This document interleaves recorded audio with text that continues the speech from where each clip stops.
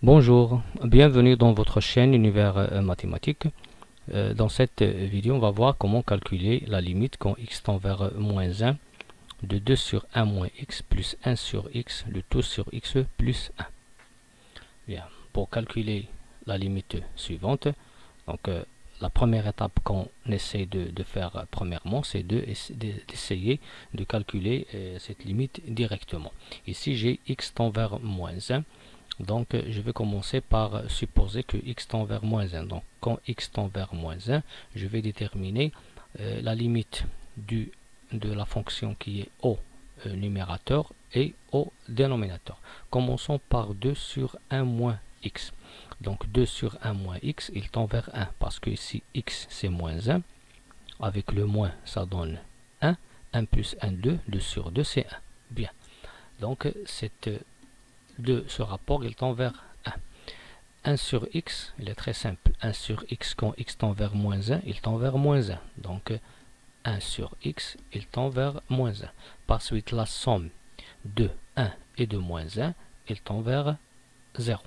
Bien. Donc, le numérateur, il tend vers 0. Le dénominateur, x plus 1, quand x tend vers moins 1 plus 1, il tend vers 0. Donc ici, on va trouver bien sûr, puisque le numérateur il tend vers 0 et le dénominateur il tend vers 0, alors cette limite, il va nous donner 0 sur 0 qui est une forme indéterminée.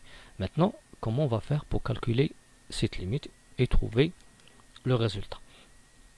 Bien, premièrement, on va essayer de simplifier cette somme. 2 sur 1 moins x plus 1 sur x. Bien. Qu'est-ce qu'on va faire? On va réduire au même dénominateur cette somme. Donc, ces deux rapports, ou bien ces deux nombres, ils n'ont pas le même dénominateur.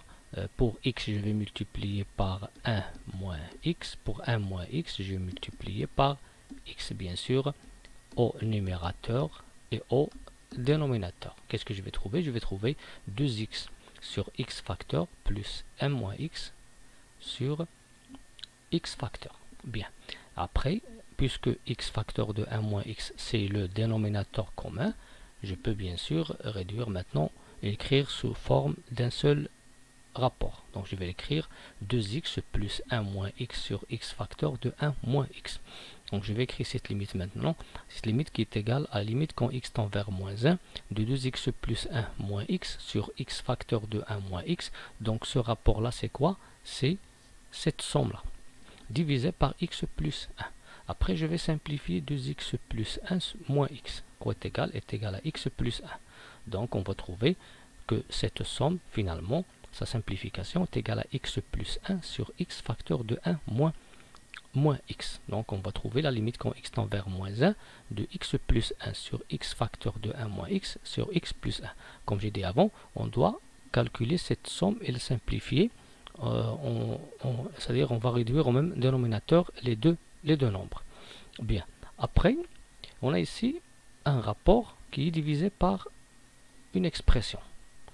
Donc, si j'ai a sur b qui est divisé par c, a sur b, le tout divisé par c, c'est a sur b fois l'inverse de c, qui est 1 sur c, donc qui est égal à a sur b fois c. Et directement, lorsqu'on a a sur b, le tout sur c, il est égal à a sur b fois c. Le a, c'est quoi? C'est x plus 1. Le b, c'est quoi? C'est x facteur de 1 moins x. Et le c, c'est x plus 1. Donc, finalement, on va trouver que si je pose A, B et C, je vais trouver A sur B fois C, c'est-à-dire ici je vais trouver x plus 1 sur x facteur de 1 moins x facteur de x plus 1. Donc cette limite, elle va s'écrire maintenant sous la forme, la limite quand x tend vers moins 1 de x plus 1, qui est bien sûr le A, sur le produit de B et de C. C'est-à-dire x facteur de 1 moins x qui est B, et fois x plus 1 qui est C.